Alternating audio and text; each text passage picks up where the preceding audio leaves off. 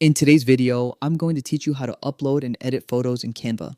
Whether you're working on a personal project, sprucing up a presentation, or creating content for social media, Canva makes it easy to add a professional touch.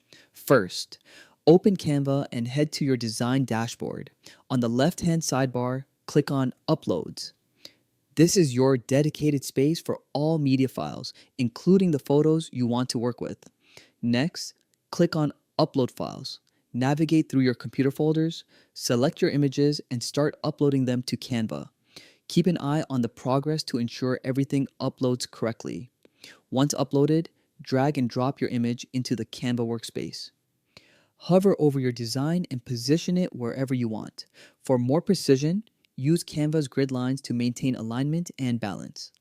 Click on your image to highlight it and reveal editing options.